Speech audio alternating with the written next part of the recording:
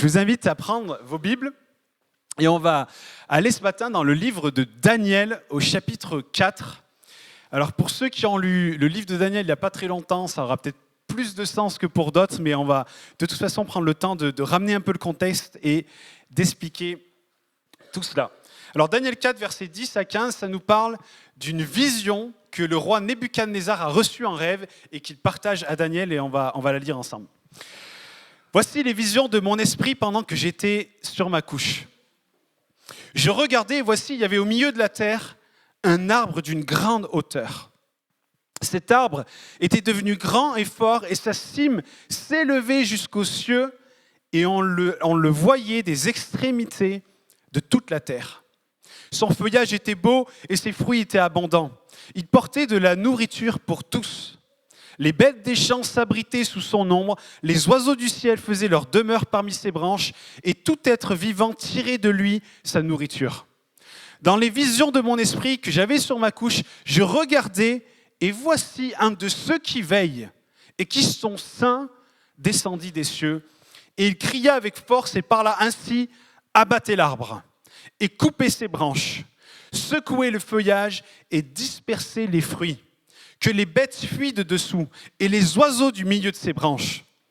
Mais laissez en terre le tronc où se trouvent les racines et liez-le avec des chaînes de fer et d'airain parmi l'herbe des champs et qu'il soit trempé de la rosée du ciel et qu'il ait comme les bêtes l'herbe de la terre pour partage. Son cœur d'homme lui sera ôté et un cœur de bête lui sera donné et 7 ans passeront sur lui. Cette sentence est un décret de ceux qui veillent. Cette résolution est un ordre des saints, afin que les vivants sachent que le Très-Haut domine sur le règne des hommes. Écoutez bien, le Très-Haut domine sur le règne des hommes et qu'il le donne à qui il lui plaît et qu'il y élève le plus vil des hommes. C'est pas sur la fin que je vais prêcher, mais c'est quand même sacrément intéressant.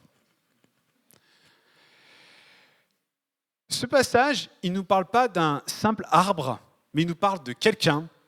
Et ce quelqu'un, en fait, c'est le roi Nebuchadnezzar. Et c'est ce qui va lui arriver, et c'est ce qui lui est arrivé. Dieu lui a donné cette vision dans un rêve d'un bel arbre qui était florissant, dont les branches s'étendaient si loin qu'on pouvait les voir de toute la terre. Et ça, c'était vraiment un signe incroyable de prospérité, de succès, et ça a vraiment été le cas du roi Nebuchadnezzar. Rappelez-vous, quand vous lisez le livre de Daniel, il a fait ériger une statue en or, c'était l'opulence, c'était vraiment un règne d'opulence et de grande richesse. Mais pour Nebuchadnezzar, c'était aussi un homme qui était bourré d'orgueil et qui était d'une grande cruauté, et c'est d'ailleurs ce qui a amené le jugement de Dieu sur sa vie. Vous savez, quand on lit le livre de Daniel, on a presque l'impression que Nebuchadnezzar, il n'est pas si méchant que ça. Presque, il est un peu copain avec Daniel, parce qu'en fait, on sait la fin de l'histoire, on a l'impression qu'il est gentil, mais il n'était pas gentil. C'était un homme cruel, et juste pour vous donner une idée de ça, on voit dans le livre de Jérémie, au chapitre 52, qu'un jour, il a attrapé le roi Sédécias, et il a ramené tous ses fils devant le roi Sédécias, il les a égorgés devant lui, et ensuite il lui a crevé les yeux pour que la dernière chose qu'il ait vue, c'était ses fils égorgés. C'était ce genre de roi cruel, pervers, méchant. Et c'était loin d'être un gentil roi. Et Daniel a été un messager précieux de la part de Dieu dans sa vie, mais son orgueil faisait à chaque fois obstacle pour entendre la sagesse de Dieu. Alors on voit dans ce passage que Dieu va faire un décret et il va dire « abattez l'arbre ». Et Daniel va lui donner l'interprétation de ce rêve et plus précisément de cette prophétie. Et il va lui expliquer que tout ce qu'il possédait, l'abondance de sa richesse, sa renommée, son succès, tout ça était là simplement parce que Dieu l'avait voulu et qu'une bénédiction incroyable reposait et demeurait sur lui. Puis ensuite, il lui annonce une saison où l'arbre va être abattu, mais remarquez qu'il nous a fait une mention très importante sur la manière dont il sera abattu. Dieu a dit, je ne vais pas tout abattre, je ne vais pas te laisser sans rien, mais je vais laisser une souche. Une souche avec des racines de ce que tu étais, des racines de ce que tu possédais. Et Dieu va demander à ce que cette souche soit liée avec des chaînes de fer, afin que personne ne puisse l'enlever, la toucher ou la détruire pour qu'après une période de 7 années, cette souche revienne à la vie. Et aujourd'hui, j'aimerais rappeler un fondement important de notre foi en Dieu et de qui est Dieu pour nous. Et c'est que notre Dieu, mes amis, est le roi des rois et il est le Seigneur des seigneurs.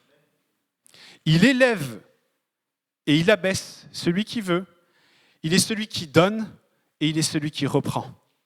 Et il n'est pas seulement le Dieu de ce que nous possédons, il n'est pas seulement le Dieu de ce que nous avons perdu, mais il est aussi le Seigneur de ce qui nous reste. Je m'explique. Tout ce que vous possédez, absolument tout, vous l'avez parce que Dieu vous l'a donné.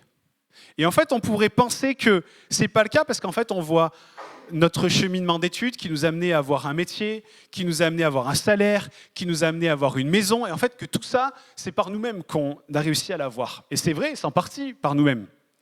Mais qui vous a donné votre travail ?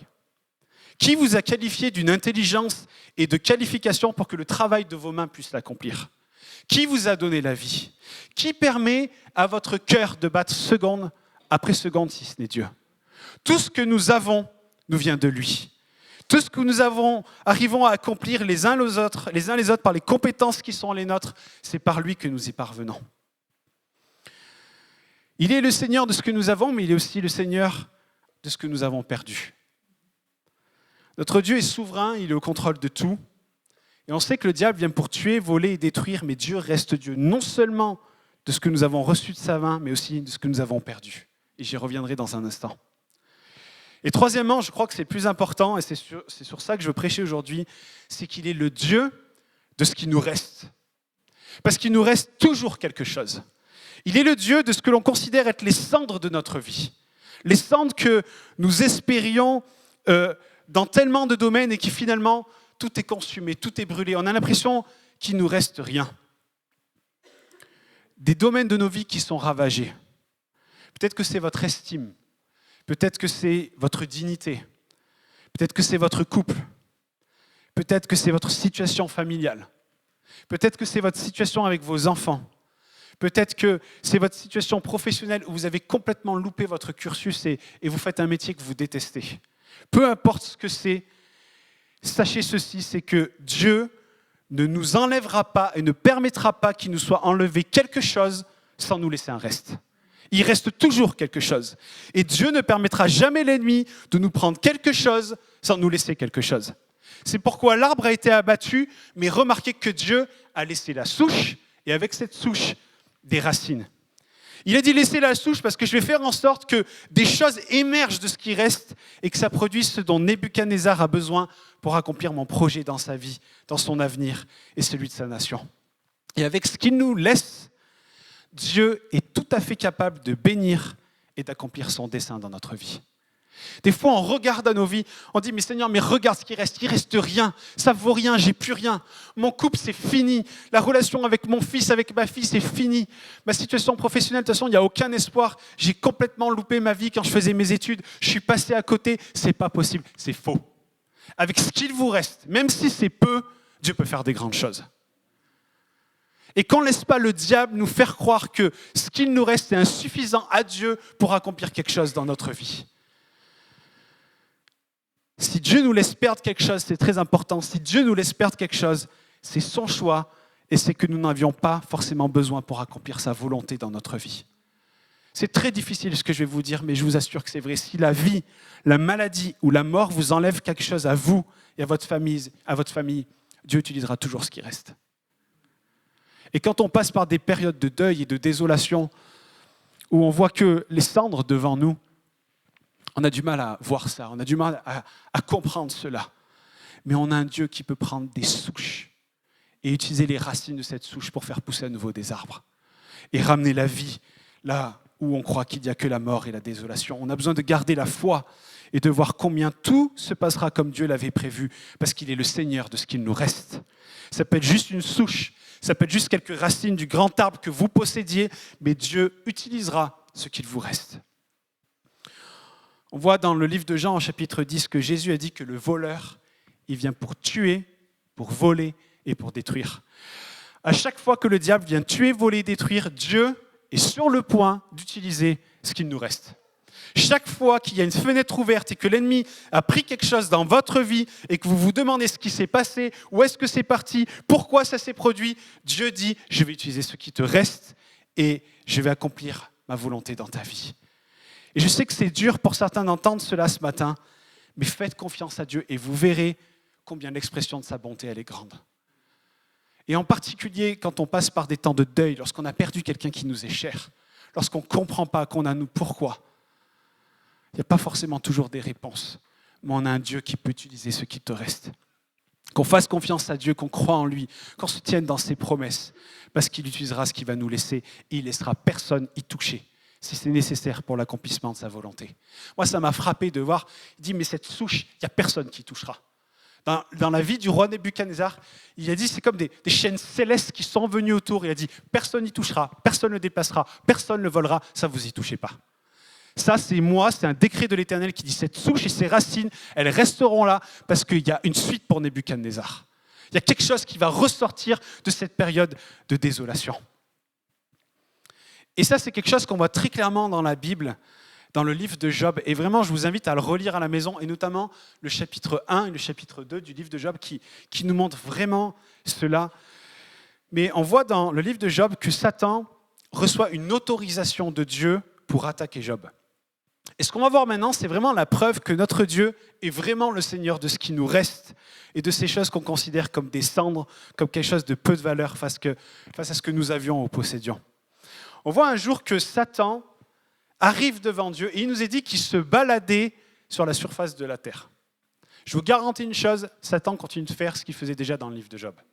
Il se balade, il nous dit qu'il est comme un lion rugissant, cherchant qui va dévorer, tuer, détruire, voler. Et il vient devant Dieu, il va parler avec Dieu, et la situation de Job va émerger. Et Satan va dire à Dieu que Job, la seule raison pour laquelle il aime Dieu, il loue Dieu, il bénit Dieu, c'est à cause de toutes les richesses qu'il possède. Et il nous a dit que Job était l'homme le plus riche de la terre. Il avait du patrimoine, il avait du bétail, il avait tout ce qu'un homme pouvait rêver.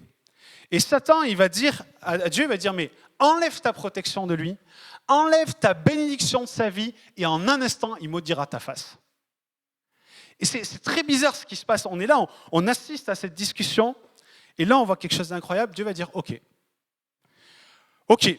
j'enlève ma protection, j'enlève ma bénédiction, et entre parenthèses, si Dieu ne l'avait pas fait, Satan n'aurait pu faire rien du tout. Ça, c'est vraiment important de le noter. Mais il va dire, j'enlève ma protection, j'enlève ma bénédiction. Par contre, tu ne touches pas à sa vie. Tu ne touches pas à sa santé et tu ne touches pas à son souffle de vie. Tu peux prendre ses biens, tu peux prendre ce qui lui appartient, par contre, tu ne touches pas à sa vie. Parce que Dieu laisse toujours quelque chose, et cette souche, cette chose dans ce passage, c'était la santé de Job. Et à ce moment-là, le diable va l'attaquer de toutes parts. Les nouvelles arrivent les unes après les autres. Sa famille va mourir. Son bétail va être détruit. Son patrimoine va être détruit. Ses richesses vont disparaître. Et on voit que Job va tenir bon. Il va tenir ferme dans la souveraineté de Dieu. Il dira, l'Éternel a donné. L'Éternel a ôté. Que le nom de l'Éternel soit béni. Mais ça ne s'arrête pas là. Parce que Satan va revenir. Encore une fois. Et il va dire à nouveau à Dieu, là, en fait, Job, il t'aime encore parce que, il te suit encore parce qu'en fait, sa santé, il va bien. Laisse-moi attaquer sa santé. Laisse-moi m'en prendre à lui, tu verras qu'il va maudire ta face. Et Dieu va dire, d'accord.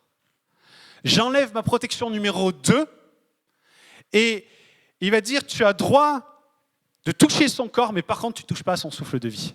Tu ne touches pas à ce qu'il est et tu ne pourras pas le tuer. Parce qu'encore une fois, Dieu laisse toujours quelque chose. Et à chaque fois que Dieu fait tomber une protection, il en a installé une autre pour protéger ce qu'il reste, afin que vous et moi, on ait toujours quelque chose. Chaque fois que le diable vient pour nous détruire, Dieu laisse une protection en place, et c'est ce qui nous reste qui va contrecarrer les plans de l'ennemi. C'est avec moi? À chaque fois, il reste quelque chose. Il y a toujours de l'espoir. Il y a toujours un faible reste que Dieu peut utiliser pour accomplir des grandes choses dans notre vie. Et ce matin, c'est une question que j'aimerais vous poser, c'est qu'est-ce qui vous reste? Qu'est-ce que vous avez encore dans votre vie? Est-ce qu'il vous reste des louanges? Est-ce qu'il vous reste de la foi? Est-ce qu'il vous reste de la joie, des promesses, des rêves, de l'espoir? Est-ce qu'il y a encore des rêves qui sont présents dans votre vie face au domaine où il n'y a que la désolation, où il n'y a que des cendres, où vous n'avez que peu d'espoir? Il y a toujours une souche. Et s'il y a une souche, c'est qu'il y a un plan parfait de Dieu qui s'accomplira avec ce qu'il vous reste. Et la perte, elle est douloureuse, mais qu'on considère combien ce qui reste est puissant entre les mains de Dieu lorsqu'on le voit et lorsqu'on est prêt à lui confier. Et quand on regarde à la vie de Job, on se dit, mais qu'est-ce qui lui restait à Job? Il a perdu toutes ses ressources, il a perdu sa santé, ses amis se sont retournés contre lui, sa femme s'est retournée contre lui, il n'avait plus rien. Qu'est-ce qui lui restait? On voit que ce qui lui restait, c'était sa confiance en Dieu. Et il va dire ceci dans le chapitre 13 et au verset 15. Écoutez, ce verset, moi, il me bouleverse. Il dit, mais même s'il me tuait, je continuerai à espérer en lui. C'est tellement puissant. En d'autres termes, il disait, même le ciel ne peut ébranler ma confiance en Dieu. Même s'il semble que Dieu est en train de me tuer, de m'anéantir, ça n'ébranle pas ma confiance dans le fait qu'il est trop bon pour m'abandonner, qu'il est trop fidèle pour m'abandonner, qu'il est trop précieux pour m'abandonner. Et que quand tout sera fait, quand tout sera dit, je ressortirai comme l'or pur parce qu'il est le Seigneur de ce qui me reste. Il est le Seigneur des seigneurs, il est le roi des rois, et le peu qui me reste, même ça, il en est le Seigneur, et il peut faire sortir des bonnes choses de cela. Et Job, qui avait tout perdu, qui n'avait qu'un faible reste, va ressortir avec le double de tout ce qu'il avait perdu. Ne méprisons pas ce qu'il nous reste, parce que Dieu peut faire des choses extraordinaires avec. J'aimerais vous rappeler une histoire qui, elle aussi, image bien cela. C'est l'histoire de Gédéon. Gédéon faisait partie des juges que Dieu a levés sur Israël, et il a levé Gédéon pour délivrer le peuple d'Israël de la main des Madianites. Et Gédéon, avec les hommes qu'il avait, ils étaient 32 000. Les Madianites, ils étaient 350 000. Imaginez, plus de 10 fois le nombre des hommes de Gédéon. Et Dieu va aller voir Gédéon au tout début, il va lui dire, vous êtes trop nombreux. 32 000 face à 350 000. Et Dieu va leur dire, vous êtes trop nombreux parce qu'avec le nombre que vous êtes, avec ce que vous possédez maintenant, vous pourriez croire que si vous avez la victoire, ça vient de vous. Alors, mon cher Gédéon, on va faire un tri. Tu vas faire une annonce et tu vas demander à ce que tous ceux qui ont peur et qui ont les chocottes d'aller au combat rentrent chez eux. Ils sont passés de 32 000 à 10 000. Il y en a 22 000 qui avaient peur. Les 22 000, allez, vous rentrez à la maison. Ils se sont retrouvés avec 10 000 hommes. Dieu a dit, vous êtes encore trop nombreux. Alors on va faire un autre test. Vous allez aller à la rivière et vous allez boire. C'est très intéressant ça aussi. Et il va dire, tu regardes les hommes boire, ceux qui se baissent et qui lapent l'eau comme des chiens pour boire, tu les gardes. Et ceux qui prennent l'eau dans leurs mains et qui la mènent à leur bouche, tu leur dis de rentrer à la maison. Dieu ne cherche pas des gens sophistiqués, les amis. Il cherche des gens qui ont un cœur et qui vont à fond. Et ceux qui lapaient l'eau, il y en avait 300. Et là, Dieu dit, ok, 300, c'est un nombre convenable, ça me va. Et au verset 7, il va dire, c'est par les 300 hommes qui ont lapé l'eau que je vous sauverai et que je livrerai Madian entre tes mains, que tout le reste du peuple s'en aille, chacun chez soi. Qu'est-ce que faisait Dieu dans ce passage? En fait, il voulait montrer qu'il n'est pas seulement le Dieu de ce que nous avons, mais il est également le Dieu de ce qui nous reste. Et ce reste est suffisant pour lui afin d'accomplir des grandes choses. Et parfois, écoutez bien, il permet un tri dans notre vie, parce que la victoire ne pourrait être assurée que parce qu'il nous reste. Et Dieu nous dit à chacun ce matin, ne t'inquiète pas pour ce que tu as perdu, parce que je vais utiliser ce qui te reste. Et j'aimerais vraiment que vous preniez le temps de regarder à vos vies. Parce que la désolation, elle est chez chacun d'entre nous. Arrêtons de montrer nos masques. Moi, je connais la vie de beaucoup d'entre vous et je sais qu'il y a de la désolation dans les familles, dans les relations avec les enfants, dans vos couples. La désolation peut-être dans votre travail, et j'en passe. Mais ce qui vous reste est suffisant pour que Dieu agisse. C'est suffisant. Et il est temps qu'on arrête de rendre gloire au diable en se morfondant sur le peu qui nous reste au lieu de voir la grandeur de notre Dieu qui peut agir avec ce qui nous reste. On a un Dieu qui est grand et qui est tout-puissant. Et il n'y a pas une désolation qui soit suffisamment importante pour qu'il ne s'en serve. Samson avait perdu son onction, il avait perdu sa réputation, son influence, sa position, sa liberté, sa puissance. Mais Dieu a dit que le miracle n'était pas dans ce qu'il avait perdu, mais dans ce qui lui restait. Et je vous rappelle qu'il était en prison, ses cheveux ont repoussé, il a abattu les colonnes et dans sa mort, il a accompli plus que durant toute sa vie. Je pense à un autre passage, je crois que c'est la 2e plaie d'Égypte, où Dieu va dire à Moïse, va dans la fournaise et prends une poignée de cendres et va devant le Pharaon. Et Moïse est arrivé avec une poignée de cendres et Dieu lui a dit, tu vas jeter cette cendre en l'air. Je ne sais pas si vous vous souvenez de ça. Et Moïse va jeter la cendre en l'air. Il nous dit que cette cendre, elle s'est déposée sur tout le pays d'Égypte et que partout où elle se posait, il y avait la maladie qui arrivait sur les Égyptiens, sur le bétail et tout ce qui était présent en Égypte. Parce que Dieu peut utiliser la cendre de ce que tu as pour accomplir des grands miracles. Et c'est tellement parlant. J'aurais pu choisir 15, 20, 30 histoires dans la Bible qui imagent ce que je suis en train de vous dire. On a un Dieu qui n'est pas seulement le Dieu de ce que nous possédons, mais il est le Dieu de ce qui nous reste. C'est facile d'avoir le Dieu de ce que nous possédons. Tout le monde veut l'avoir, celui-là. Ce qui est difficile, c'est de réaliser qu'il est le Dieu de ce qui nous reste.